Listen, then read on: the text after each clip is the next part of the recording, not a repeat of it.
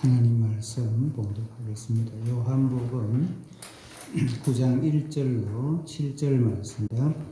예수께서 길을 가실 때에 날 때부터 맹인된 사람을 보신지라. 제자들이 물어 이르되 라삐여, 이 사람이 맹인으로 난 것이 누구의 죄로 인함이니까? 자기니까 그의 부모니까? 예수께서 대답하시되 이 사람이나 그 부모의 죄로 인한 것이 아니라 그에게서 하나님이 하시는 일을 나타내고자 하심이라. 때가 아직 낮음에 나를 보내신 이의 일을 우리가 하여야 하리라. 밤이 오리니 그때는 아무도 일할 수 없느니라. 내가 세상에 있는 동안에는 세상의 빛이 이로라. 이 말씀을 하시고 땅에 침을 뱉어 진 흙을 이겨 그의 눈에 바르시고 이르시되 실로암 못에 가서 씻으라 하시니, 실로암은 번역하면 보냄을 받았다는 뜻이라. 이에 가서 씻고 밝은 눈으로 왔더라. 아멘.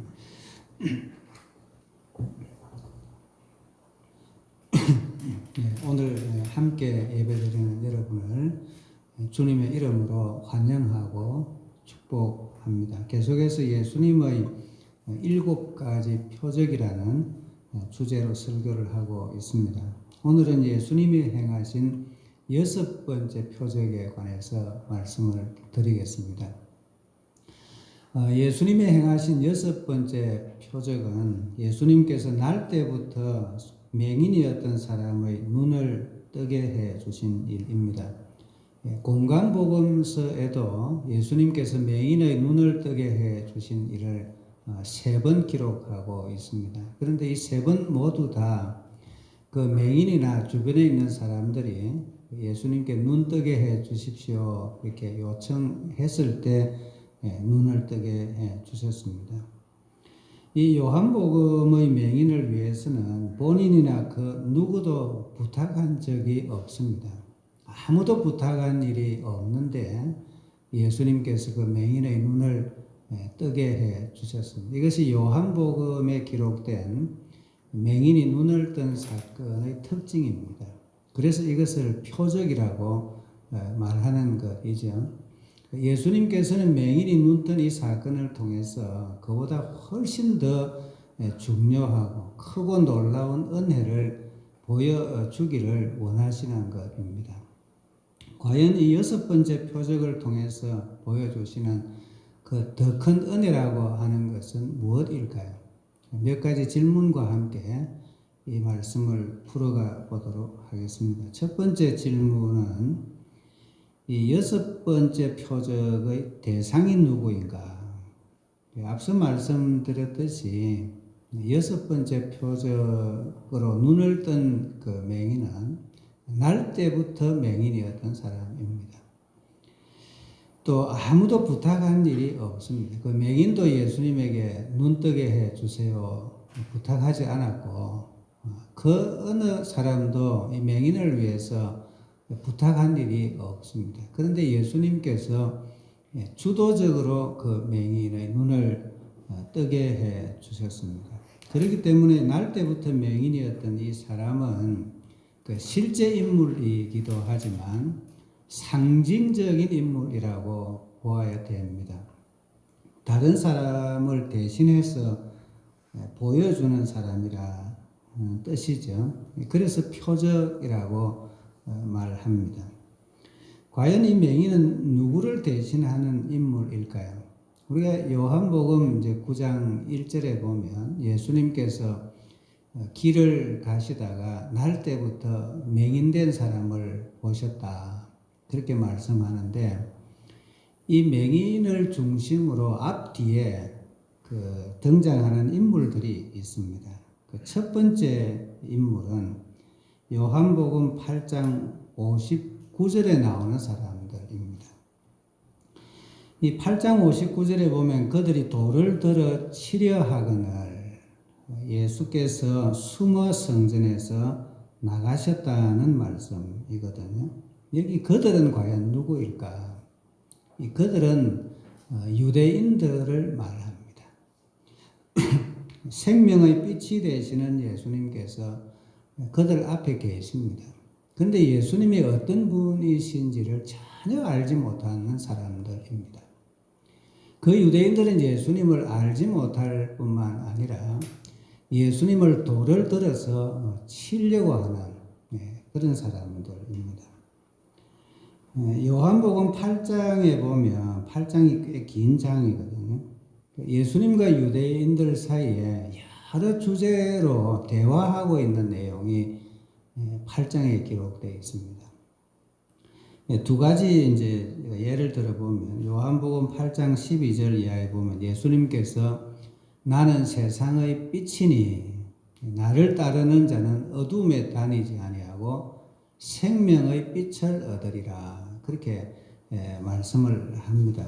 그런데 유대인들의 반응은 어떤 반응을 보이는가 하면 내가 내 자신을 위해서 증언하는 말이니 그 증언의 신빙성이 있겠느냐 그렇게 대답을 합니다. 또 8장 31절부터 32절에 보면 예수님께서 너희가 내 말에 거하면 참으로 내 제자가 되고 진리를 알지니 진리가 너희를 자유롭게 하리라 하는 말씀을 하십니다. 그런데 유대인들은 반응하기를 우리가 아브라함의 자손이라 죄를 지은 적이 없는데 우리에게 무슨 자유가 필요하냐. 지금 좀 교만한 말 같죠.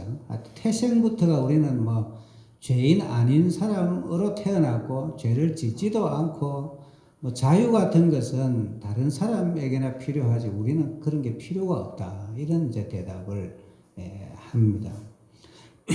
이걸 동문서답이라고 해야 되나요? 예수님과 유대인들이 대화는 하고 있지만 소통이 되지 않는 것입니다. 사람은 하나님의 진리를 아는 데 있어서 절대 무능한 존재라고 하는 것을 보여주는 사람들입니다. 두 번째 대상은 요한복음 9장 2절에 나오는 사람들입니다. 2절에 보면 제자들이 물어 가로되 랍비여 이 사람이 맹인으로 난 것이 누구의 죄로 인함이니까 자기니까 그 부모니까 예수님에게 질문합니다. 제자들은 그 맹인이 된 이유가 그 사람이 죄를 지었거나 혹은 그 부모가 죄를 지은 결과로 맹인이 되었을 것이라.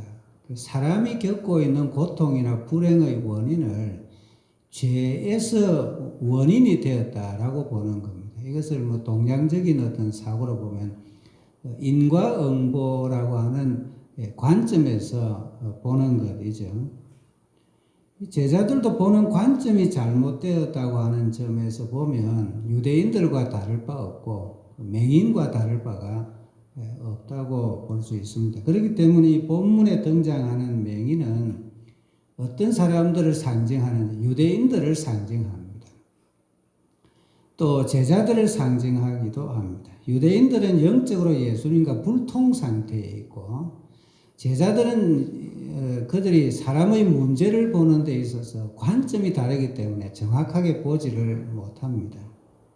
그래서 이것은 우리 모두를 말할 수도 있는데 하나님과 하나님의 일에 대해서 영적으로 볼 때 소경과 다를 바가 없다는 뜻이죠. 맹인은 장애가 한 가지입니다. 그러나 그 한 가지 장애는 매우 심각한 장애라고 볼 수 있습니다. 그는 한 가지 장애를 가지고 있지만 세상을 전혀 볼 수가 없는데 사람은 영적으로 눈이 어둡기 때문에 하나님을 볼 수도 없고 하나님이 하시는 그 계획과 일을 보는데 무능한 존재입니다. 사람이 보려고 하면 눈을 떠야 되는데 사람은 자기 노력으로는 눈 뜰 수 없는 존재입니다. 누군가 개입해서 그 눈을 뜨게 해줘야 되는데 그것은 누가 할 수 있느냐 하면 사람의 눈을 창조하신 하나님만이 할 수 있는 일입니다. 그러면 이 표적이 무엇을 증거합니까? 창조주 하나님의 전적인 은혜가 인간에게는 필요하다는 거예요. 그리고 여기서 눈 뜨게 하신 이분은 창조주 하나님과 동일하신 분이라는 사실을 우리에게 증거합니다. 저와 여러분은 그 예수님을 믿는 사람들입니다. 놀라운 은혜가 아닐 수 없습니다. 여기 예수님은 어떻게 맹인의 눈을 뜨게 해 주셨습니까? 예수님은 돌을 들어서 예수님을 치려하는 그 유대인들을 정죄하지 않았어요. 맹인이니까요. 여러분, 맹인을 뭐 이렇게 너 왜 맹인 됐냐, 왜 못 보느냐라고 말하는 것은 옳지 않잖아요. 볼 수 없는 사람들이니까요. 예수님께서는 그들을 정죄하지 않으시고 대신에 맹인의 눈을 뜨게 하심으로 앞으로 그들에게 주실 은혜를 보여주셨습니다. 제자들도 마찬가지입니다. 제자들도 사실은 영적으로는 굉장히 어두운 사람들인데 제자들에게는 대답을 해 주셨습니다. 그 사람이 맹인으로 태어난 것은 그 자신의 죄도 아니요, 그 부모의 죄도 아니라고 말씀하셨어요. 그리고 하나님의 일이 그 고통당하는 사람에게서 이루어지고 있다고 말씀하셨습니다. 더 나아가서는 우리가 때가 낮은데 그 맹인을 향한 하나님의 뜻을 우리가 반드시 이루어야 된다라고 대답해 주셨습니다. 그리고 더 말씀하지 않으시고 맹인을 향하여 가까이 나아가셨습니다. 맹인에게 필요한 것은 어떤 이론이 필요한 것도 아니요, 어떤 논쟁이 필요한 것도 아니기 때문이죠. 거칠의 위로의 말이 필요한 것이 아니잖아요. 맹인에게 가장 필요한 것은 눈 뜨는 일입니다. 우리 예수님께서는 구속의 역사를 이루시는데 너무 바쁘시기 때문에 그 고통의 이유를 설명하실 시간도 없다. 누군가 그런 말을 했어요. 참 옳은 말씀입니다. 6절로 7절에 보시면 예수님이 하신 그 행동과 말씀이 나옵니다.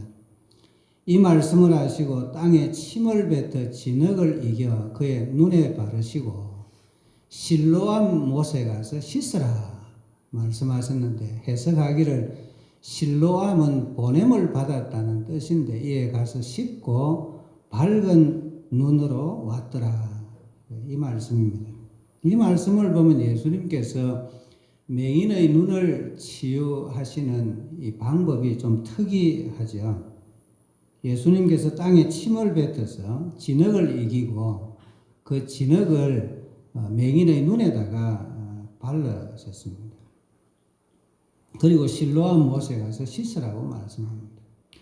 예수님 왜 이와 같은 행동을 하셨을까요? 첫째 이유는 진흙을 이겨서 바르신 행동이 창조주의 창조 행위를 나타내기 때문에 그렇습니다. 하나님께서 세상의 모든 만물을 만드실 때에는 말씀으로 있으라 그렇게 말씀하시고 세상 모든 것들이 존재하게 됐습니다.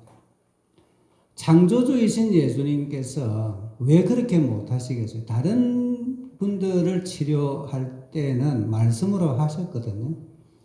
근데 이 맹인을 치료하실 때는 그렇게 하지 않으시고 흙을 이겨서 눈에 발라주셨어요.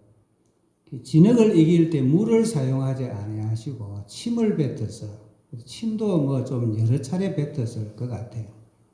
그래서 그것을 손으로 이렇게 흙을 비벼 이겨서 그걸 눈에 발랐습니다. 이것은 하나님의 창조 사역을 보여주는 행동입니다.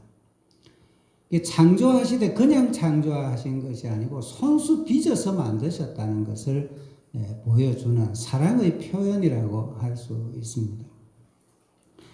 두 번째, 이 진흙을 바르신 행동은 소경으로 하여금 실로암 못에 가는 것 외에는 선택의 여지가 없도록 하신 행동이라고도 해석할 수 있습니다. 일반적으로 성경을 해석할 때 예수님께서 실로암으로 가라 말씀을 하셨고 맹인은 그 말씀에 순종했기 때문에 그 순종의 결과로 맹인의 눈이 떠졌다 그렇게 해석할 수 있습니다만, 그러나 이 본문의 말씀은 자연스럽게 해석하는 것이 좋습니다. 우리가 상상력을 발휘해 보면 맹인은 눈으로 보지 못하지만 귀로 들을 수는 있잖아요. 근데 자기 앞에 있는 어떤 분이 저 침을 여러 차례 뱉어가지고 진흙을 이겨서 어떻게 하나 하고 생각하고 있는데 눈에다가 막 바르는 거예요. 기분이 썩 좋지는 않겠죠. 그리고 나서 이제 가서 씻으라 그러는데 가서 씻으러 가긴 가는데 속으로 무슨 생각이 들겠어요? 내가 맹인으로 태어나서 수십 년 동안 길거리에서 빌어먹고는 살지만 아니 진흙을 침을 뱉어가지고 그걸 내 눈에 바르는 사람은 참 이상한 사람일세. 내가 눈 뜨면 그 얼굴이라도 한번 봤으면 좋겠다. 그런 생각이 안 들겠습니까? 그리고 어쩔 수 없이 그냥 씻으러 가는 것입니다. 이 실로암으로 가는 길은 예루살렘 동문 밖으로 해서 가는 길이라고 하는데 기드론 골짜기를 통과해야 합니다.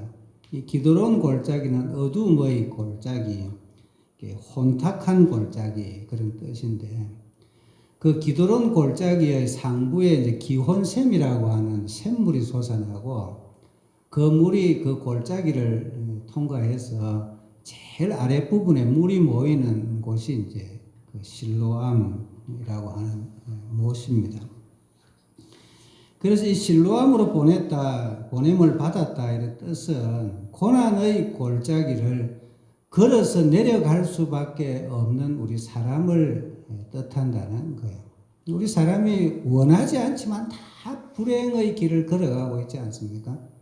나이가 들면 노쇠해지고 시간이 지나면 병들고 원치 않는 여러 가지 어려운 일을 겪고 하는 우리 모든 인생사를 표현한다고 말할 수 있습니다. 맹인의 눈에다가 원하지 않는 진흙을 발라준 것처럼 내려가지 않을 수 없는 상태를 말합니다. 하나님께서는 우리의 인생을 아름답게 꽃피우게 하기 위해서 내려가게 하시는 거예요. 왜냐하면 내려가는 그 길에서 하나님의 은혜를 경험할 수 있기 때문에 그렇습니다. 우리는 고난과 역경이 올 때 왜 그런가 라고 질문하지만 하나님께서는 그 고난과 역경을 통해서 우리 눈을 뜨게 하시고 하나님의 은혜를 체험케 하시는 줄로 믿으시길 바랍니다. 그 다음 질문은 예수님은 어떻게 그 표적을 이루었는가? 오늘 성경 본문의 말씀만 보면 예수님께서는 그 사람을 만나 주셨습니다. 그냥 지나가셔도 되는데 말이죠. 그리고 그 예수님에게 사랑을 표현하셨습니다. 조금 좀 아름답지 못한 방법이지만 침을 뱉어서 진흙을 이겨서 그 눈에 발라주셨어요. 그리고 친절하게 말씀까지 해 주셨습니다. 우리가 바꿔놓고 보면 창조주이신 예수님께서 그 사람을 만나주시고 사랑 표현해 주시고 그저 말씀까지 해 주시는 정도로 눈을 뜨게 해 주셨다고 해도 굉장한 사랑을 받은 것이라고 할 수 있습니다. 그러나 예수님은 그 정도가 아니라 그보다 훨씬 더 놀라운 일들을 많이 하셨습니다. 예수님은 불행과 고통 속에 있는 우리를 위해서 눈물을 많이 흘리셨습니다.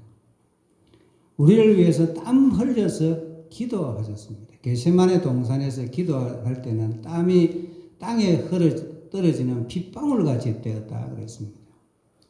예수님은 십자가에 달리셔서 피를 다 쏟아내어 주셨습니다. 당신의 몸이 찢어지고 부서지는 고통을 당하시면서 생명까지 다 쏟아부어 주신 것입니다. 그렇게 해서 영광스러운 몸을 빚어주시고 우리를 영광스럽게 회복시켜 주심. 이것이 그 표적의 뜻이라고 할 수 있습니다. 이런 이야기가 있습니다. 마지막 때에 수십억의 사람들이 하나님의 심판대가 있는 그 앞 광장에 다 모였습니다. 그 사람들 중에는 그 나치 수용소에서 고통을 당했던 여인도 있고 감옥에서 고문을 당했던 사람들 또 불구자로 살았던 사람들 히로시마 원폭으로 고통을 당했던 사람들, 이 세상에 많은 고통을 당했던 사람들이 다 모였습니다.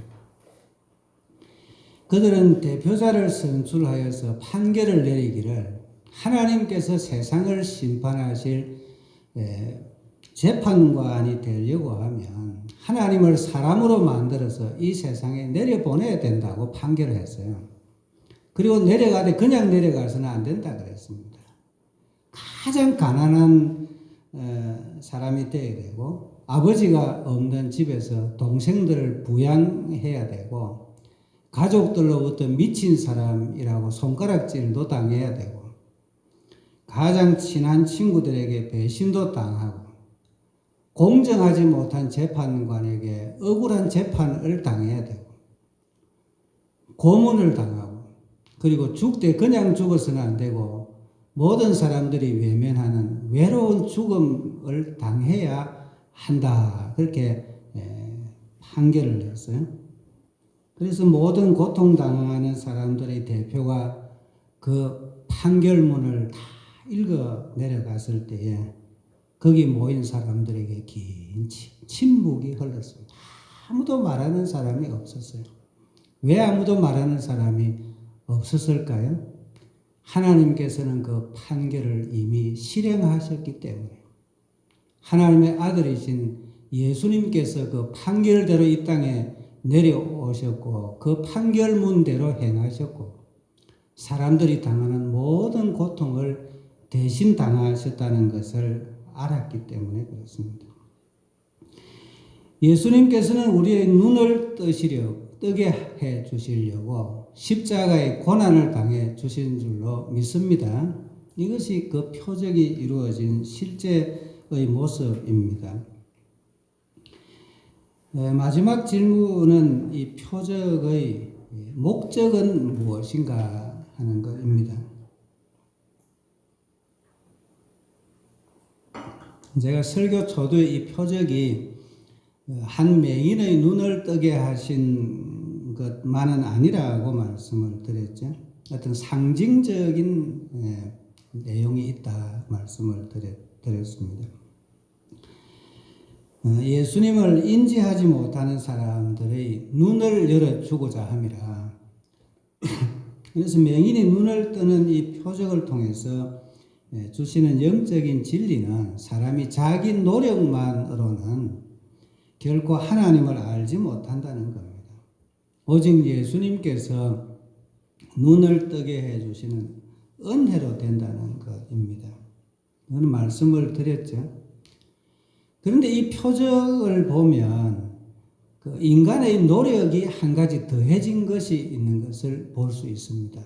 아주 자연스럽게 그냥 성경 읽으면 다 나타나는 거예요. 그게 뭐냐 하면 맹인이 예수님께서 진흙을 이겨서 그의 눈에 바르시고 실로암 못에 가서 씻으라 그 말씀하실 때 그 말씀에 그대로 순종해서 실로암 못에 내려가서 씻었다는 것이죠.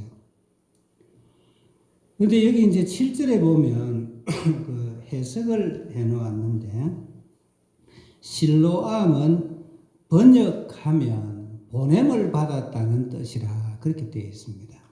이 보냄을 받았다라는 이 말이 헬라어로 아포스텔로라고 합니다. 보냄을 받았다 그런 뜻입니다.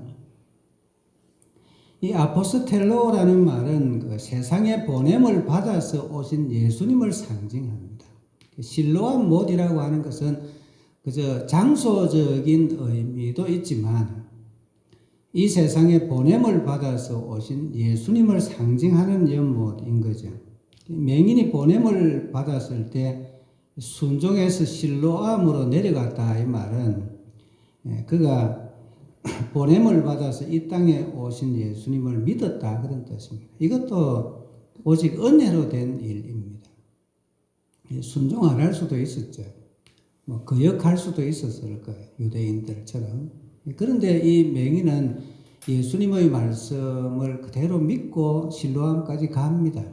이것은 은혜로 된 일입니다.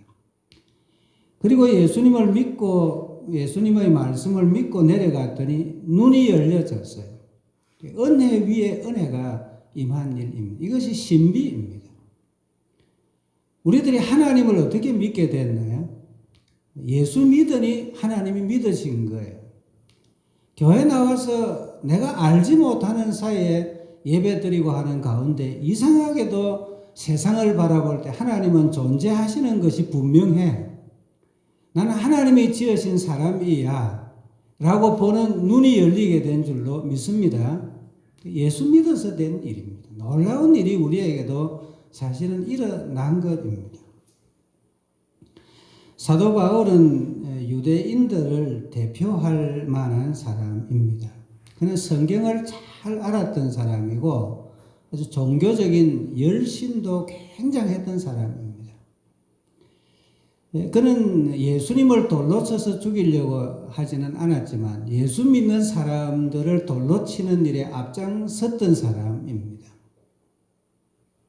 그런데 그가 예수 믿는 사람들을 박해하기 위해서 먼 곳까지 원정 박해를 가는 중에 예수님께서 그에게 찾아와 주셨어요. 빛으로. 그를 만나 주셨습니다.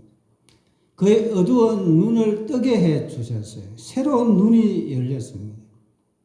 그는 많은 성경 말씀을 기록했지만 그 가운데 고린도후서 5장 17절에 보면 그런즉 누구든지 그리스도 안에 있으면 새로운 피조물이라 이전 것은 지나갔으니 보라 새 것이 되었도다. 보라라는 말씀이 참 중요하잖아요.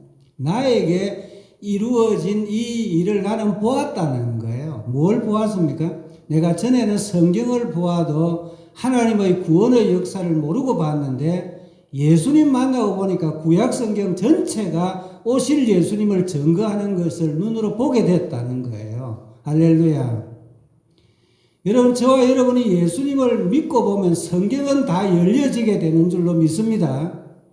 성경이 다 이해가 돼요.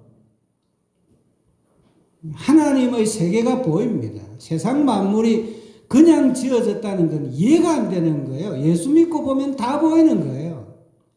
우리 사람이 하나님의 형상이라고 하는 것이 전에는 몰랐는데 예수 믿고 보면 다 이해가 되고 감사하고 하나님의 영광이라고 말하게 되는 줄로 믿습니다. 이 역사가 그냥 사도 바울에게만 일어난 것이 아닙니다. 저와 여러분에게도 이 놀라운 일이 일어나게 된 줄로 믿습니다. 하나님의 은혜로 되는 일입니다. 예수 안에서. 그런데 예수님께서 이렇게 제자들에게 대답하실 때에도 그게 인간의 노력이 한 가지 더해져 있습니다. 4절 말씀입니다. 같이 한번 읽어볼까요? 4절. 때가 아직 낮임에 나를 보내신 이의 일을 우리가 하여야 하리라. 밤이 오리니 그때는 아무도 일할 수 없느니라. 좀 난해 구절 중에 하나예요. 성경을 오늘 설교하는 시간이고 성경 공부가 아니기 때문에 다 말씀드릴 수는 없고 여기에 그 중간에 보면은 나를 보내신 이의 일을 우리가 하여야 하리라. 보냈다는 말은 제가 아포스텔로라 그랬잖아요. 근데 예수님의 제자들이 이후에 예수님이 부활하시고 난 후에 복음 전하러 이제 나갔을 때 그 이름이 바뀌어서 사도라는 이름으로 불리게 되거든요. 근데 사도라는 이 말이 헬라어로 아포스톨로스입니다. 명사입니다. 아포스텔로라고 하는 말은 동사이고 아포스톨로스는 명사예요. 보냄을 받은 자 그런 뜻입니다. 제자들의 별명이에요. 그러면 예수님도 보냄을 받았기 때문에 사도, 제자들도 보냄을 받았으니까 사도들 이렇게 됩니다. 같은 이제 이름으로 칭함을 받는다 그런 뜻이거든요. 그런데 이 말씀이 그 역본에 따라서 약간의 차이가 있습니다. 우리 성경에는 이렇게 되어 있죠. 나를 보내신 이의 일을 우리가 하여야 하리라. 근데 사실 여러분 생각해 보세요. 여기 나를 보내신 이의 일, 지금 당장 눈앞에 보이는 일은 날 때부터 소경이었던 사람의 눈뜨게 해 주시는 일이잖아요. 근데 여러분 여기에 제자들이 무슨 도움 준 일이 있나요? 침 뱉어서 좀 도와줬나요? 그것도 아니잖아요. 예수님께서 다 하신 일입니다. 그런데 예수님께서 이 제자들에게 말하기를 나를 보내신 이의 일을 하는데 우리가 하여야 하리라 그렇게 말씀하거든요. 제자들을 동참시키고 있는 것입니다. 제자들을 동참시키는 거예요. 그런데 이것이 그 사본에 따라서 조금씩 차이가 있는데 그 알렉산드리아 사본에 의하면 나를 보내신 이의 일을 내가 반드시 해야 하리라 그렇게 기록이 되어 있습니다.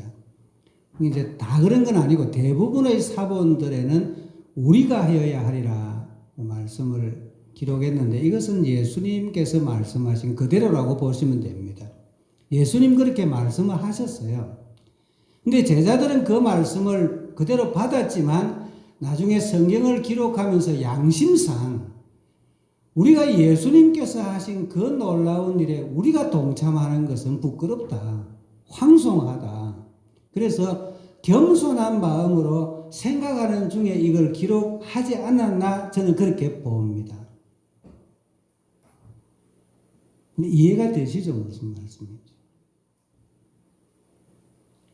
구속의 역사를 이루시기 위해서 십자가를 지신 분은 예수님인데 여러분 예수님의 제자들은 십자가를 지시는 예수님을 따라간 제자들이 아무도 없잖아요. 예수님은 물과 피를 다 흘려주셨는데 예수님처럼 그렇게 하신 제자들은 없지 않아요. 우리는 너무 부족한데 예수님께서 이 황망한 말씀을 하시니까 우리가 너무 몸둘 바를 모르겠습니다라는 표현이 이 속에 있지 않나. 그게 저는 바른 해석이라고 봅니다. 그런데도 예수님께서는 구속의 역사에 맹인이 눈을 뜨게 하시는 일, 사람은 아무것도 할 수 없는데도 예수님께서 우리가 하자, 우리가 해야 된다라고 그 제자들을 동참시켜 주셨다는 것을 말하는 것입니다. 그래서 이 표적은 무엇을 말하는가 하면 교회의 영광을 보여주는 겁니다. 교회가 사도성을 가지고 있다고 그럽니다. 많은 교회의 그 본질 가운데 거룩성, 보편성 있지만 그 가운데 하나가 사도성이라 그럽니다. 이 사도성이라는 말은 사도들과 선지자들의 가르침 위에 교회가 세워졌다는 거죠. 예수님의 복음을 바로 전하는 교회여야 된다. 그게 사도성입니다. 또 한 가지를 더 하자면 예수님의 복음을 세상에 들고 나가서 보냄을 받아 전하는 사람들이 되어야 된다. 그것이 그 교회의 사도성입니다. 교회는 하나님의 복음을 그대로 받아야 되는 것은 물론이거니와 그 복음을 아직도 맹인과 같은 사람들에게 전하는 사명까지도 가졌다는 거예요. 보냄을 받은 존재라는 거예요. 예수님처럼.